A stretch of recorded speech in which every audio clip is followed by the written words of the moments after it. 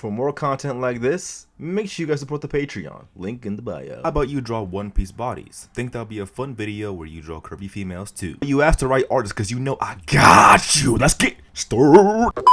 So I'm pretty sure you guys heard of One Piece. It's like the most popular anime in the freaking world. And all the fans, non-fans, and even haters know that the females drawn in One Piece are super exaggerated. Like super exaggerated. Now obviously we all know that if you're like a Karen or like one of those SJW warriors that you're gonna get offended by shit like this. But like honestly bro, it's a goddamn anime. Like get over yourself. Like who really cares that the girls are built like goddamn arrow glasses and have gigantic bazookas, bro? Like you're the only one who cares. I'm sorry, I don't know why I got into a rant right there. But anyway, to the actual tutorial, we're gonna start by drawing out like this kind of wedge shape. Okay, drawing a circle on top and then adding like a random like lines for these arms. Like listen, to be honest, drawing One Piece women is so easy because like all you gotta do is just draw like really just like super skinny shapes, you know what I'm saying? And once we line that shape up, we're gonna pretty much just start drawing our construction on top of that. Now if you're trying to get like super duper basic, like if we just honestly, if we're really being serious about this, like it's so easy to draw. Like all we gotta do really is just draw these really tapered boxes that kind of, you know, opposite each other,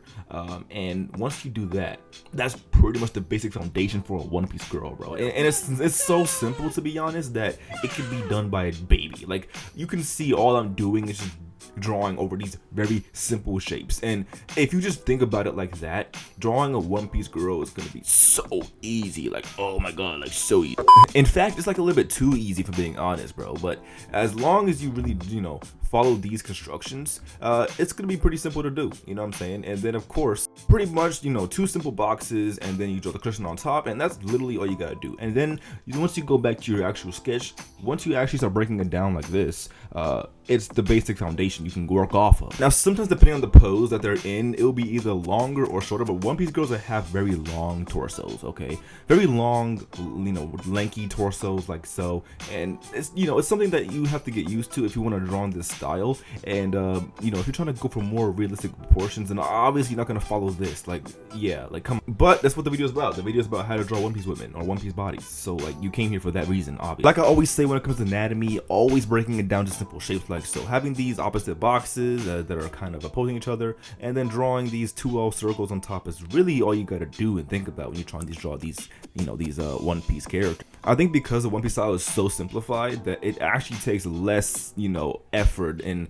less knowledge of anatomy to actually pull it off because of how exaggerated the style is. I also suggest when you're drawing this style to keep the arms very lanky, you know what I'm saying? And that's also going to give out that One Piece body look. Of course, Oda tends to draw his characters really skinny arms. That's one of his like signature style. And of course, don't forget to top it off with those gigantic calcium cannons that they always have, you know what I'm saying? And that's pretty much the basic foundation for a One Piece body, you know, super hourglass body, skinny arms, long torsos, and gigantic melons is really the basic foundation for the Oda style, you know what I'm saying? I call it the Oda style. And then of course, once you're done with that, you can always start practicing in different poses. All right, I suggest looking up references and fighting poses you like, you feel me?